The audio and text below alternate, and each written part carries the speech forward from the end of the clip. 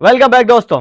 ईद की छुट्टियां खत्म हो गई, लेकिन ईद से पहले पाकिस्तान क्रिकेट बोर्ड ने कुछ मैसिव फैसले किए हैं और उनकी अनाउंसमेंट होनी है आज या कल। वो सिलेक्शन कमेटी के फैसले हैं, कैप्टनसी के फैसले हैं। आज भी एक मीटिंग हुई है। पाकिस्तान का जो टूर है जुलाई में बांग्लादेश के लिए, उसके लिए स्क्वाड तकरीबन फाइनलाइज किया गया है, जिसमें बाबर नहीं है, रिजवान नहीं है, शाहीन आफरीदी भी नहीं है। अब बाबर और रिजवान को जो ड्रॉप किया गया है वो प्योरली उनकी परफॉर्मेंस के ऊपर ड्रॉप किया गया है, उनके स्ट्राइक रेट के ऊपर ड्रॉप किया गया है। लेकिन शाहीन शाह अफरीदी को जो ड्रॉप किया गया है वो उनकी परफॉर्मेंस के ऊपर ड्रॉप नहीं किया गया। उसके पीछे एक बहुत बड़ी कंट्रोवर्सी हुई है, वो आपके साथ में शेयर करता हूं। इसके अलावा भाई बिग बैश लीग में कोई 5 पाकिस्तानी खिलाड़ियों ने रजिस्ट्री कराई है, बाबर ने नहीं कराई। बिग बैश की मैनेजमेंट ने बाबर से कॉल पे बात की, उनको ऑफर की कि आप आए अपना नाम नॉमिनेट कराएं। बाबर ने मना कर दिया। क्यों मना किया उसके ऊपर भी बात करते हैं। और एक स्टैट्यू वाला भी मसला चल रहा है, मुजस्समा जो बनाया वसीम अकरम का न्याज स्टेडियम के बाहर, उसके ऊपर बात करते हैं। सबसे पहले सलमान अली आगा को माइक हैसन पाकिस्तान के न्यू हेड को चाहते हैं कि सलमान अली आगा व्हाइट बॉल का भी कैप्टन बन जाए। उसकी वजह यह है कि इंग्लिश नहीं आती मोहम्मद रिजवान को। कि या तो विन है या तो लन है। मोहम्मद रिजवान की कम्युनिकेशन सही नहीं है, कम्युनिकेशन गैप आ रहा है माइक हैसन और रिजवान के दरमियान। और दूसरी चीज, न्यूजीलैंड के अंदर जो मोहम्मद रिजवान ने बयान दिया था कि हमारे पास कोई जो है इख्तियारात नहीं थे, जिसकी वजह से हम 3-0 न्यूजीलैंड से हार गए हैं। पीसीबी को यह बात अच्छी नहीं लगी। पीसीबी ने सीधा फैसला तब भी कर लिया था कि रिजवान को अब कैप्टनसी से हटाना है। ये एक वजह। और दूसरी वजह कम्युनिकेशन गैप। माइक हैसन कहते हैं कि रिजवान जो है उनकी कम्युनिकेशन ठीक नहीं है, उनकी बात में कोई क्लियरिटी नहीं है। सलमान अली आगा ने उनको इंप्रेस किया है, जिसकी वजह से वो चाहते हैं कि मेरे पास जो 2 फॉर्मेट्स हैं व्हाइट बॉल के, T20 और ओडीआई, उनका एक ही कैप्टन हो। और एक वजह ये, और दूसरी रिजवान की इंग्लिश अच्छी नहीं है।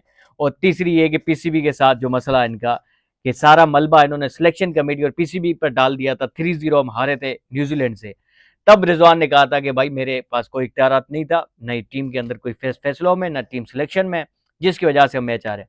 बहरहाल एक तो ये बात। अब सलमान लियागा 2 फॉर्मेट्स के तो कंफर्म है कि कैप्टन बनने जा रहे हैं। ये फैसला हो चुका है ईद से पहले, अब अनाउंसमेंट होनी है। टेस्ट के लिए भी बात चल रही है। कुछ सोर्सेस ने कंफर्म किया है कि पीसीबी ने मीटिंग के अंदर ये भी बात रखी कि सलमान लियागा को तीनों फॉर्मेट्स का कैप्टन बनाया जाए। लेकिन चूंकि आपको पता है टेस्ट का कोच अलग है, व्हाइट बॉल का कोच माइक हैसन है, टेस्ट का अभी फाइनल नहीं हुआ है, वो शायद मिसबाह अलग हो जाएंगे। तो सऊद शकील का एक नाम है।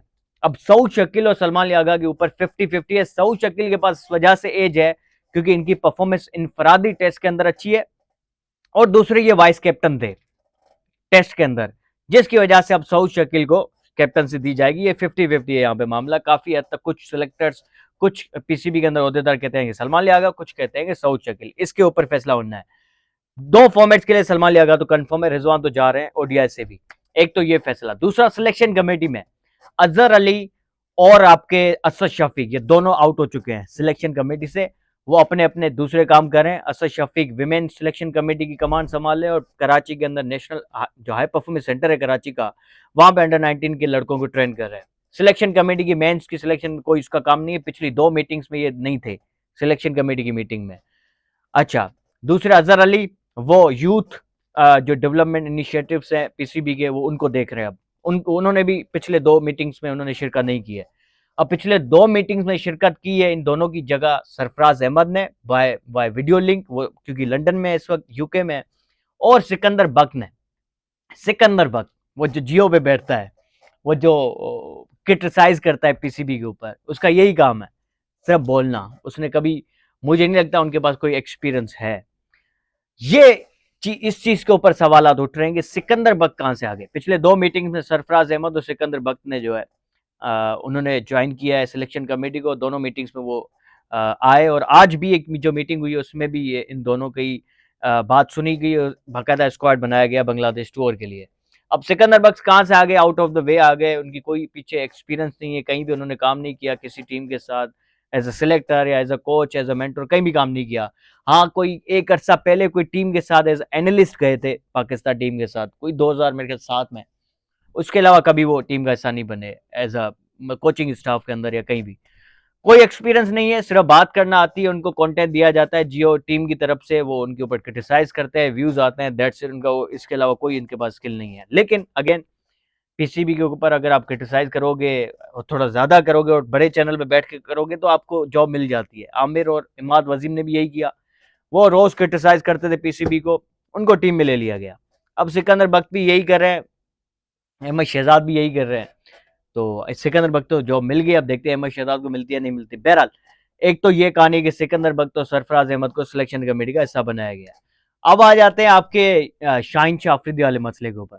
देखिए शाहीन शाह अफरीदी की कंट्रोवर्सी ये है देखिए बाबर और रिजवान को तो सीधा सीधा उनके स्ट्राइक रेट के ऊपर बाहर किया गया है, लेकिन सिलेक्शन कमेटी में जब बात हुई कि भाई शाहीन शाह अफरीदी का पीएसएल इतना अच्छा गया है तो फिर ये शाहीन शाह अफरीदी को क्यों आप ड्रॉप कर रहे हैं, तो फिर आगे से बात आई जब वहां टीम मैनेजर्स मौजूद थे, जब टीम के साथ जाते थे, जो कोचेस थे माजी के आकिब जावेद थे, इन्होंने बताया कि भाई शाहीन शाह अफरीदी का बिहेवियर सही नहीं है, बर्ताव सही नहीं है टीम के अंदर, रूडनेस की वजह से, उनके खराब एटीट्यूड की वजह से हम शाहीन शाह अफरीदी को टीम से बाहर कर रहे हैं।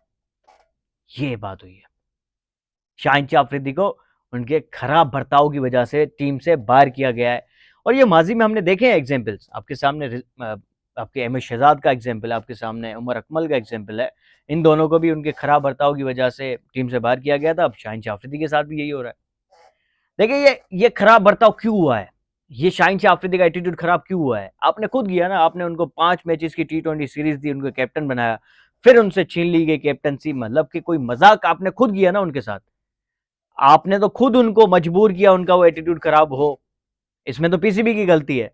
लेकिन चूंकि अब उनका उस तरीके से मन शायद नहीं लग रहा या उस किस्म की वो चीजें नहीं कर रहे, जिसकी वजह से उनको अब टीम से बाहर किया जा रहा है बांग्लादेश टूर के लिए। और बाबर रिजवान भी नहीं है बिग बैश लीग के लिए। शाहीन शाह अफरीदी ने, रिजवान ने और आपकी शादाब खान ने रजिस्ट्री कराई है। इसके अलावा हारिस रऊफ भी है उसमें, फातिमा सना है पाकिस्तान की जो कैप्टन है विमेंस की।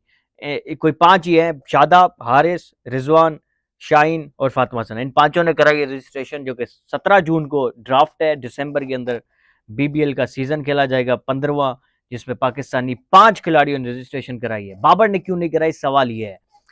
भाई बाबर आजम को कॉल आई बीबीएल की तरफ से उनके मैनेजर को कि भाई आपको ऑफर है और आप जो अपना नाम रजिस्टर कराए, नॉमिनेट हो आप, लेकिन बाबर ने कहा मैं डोमेस्टिक सीजन खेलूंगा, क्योंकि दिसंबर में ये लीग होगी और उसी दिसंबर में पाकिस्तान में डोमेस्टिक सीजन चल रहा होगा, और बाबर आजम ने तरजीह दी पाकिस्तान के डोमेस्टिक को, पाकिस्तान के डोमेस्टिक स्ट्रक्चर को, जिसकी वजह से उन्होंने साफ मना कर दिया और उन्होंने बीबीएल खेलने से मना कर दिया। इस वक्त बीबीएल में बहुत बड़ी हेडलाइन बने हुए हैं शाहीन शाह अफरीदी, अगर बाबर आजम रजिस्ट्री कराते तो शायद बाबर आजम एक बहुत बड़ी हेडलाइन बन चुके होते। पहली पिक ब्रिस्बेन हीट की है और शाहीन शाह अफरीदी एक बहुत बड़ा नाम है, एक बहुत बड़ी पिक है, जिसे पाकिस्तान सुपर लीग में डेविड वार्नर की गूंज थी, हर कोई चाह रहा था डेविड वार्नर को पिक करें, इसी तरह बीबीएल में शाहीन शाह अफरीदी की गूंज है और ब्रिस्बेन हीट की पहली पिक है। आई होप, मुझे लगता है कि ब्रिस्बेन हीट शाहीन शाह अफरीदी को पहली पिक में पिक करेंगे और शाहीन शाह अफरीदी ब्रिस्बेन के लिए खेलते हुए दिखाई देंगे। मिलता है अगले व्लॉग में, अपना ख्याल लगे।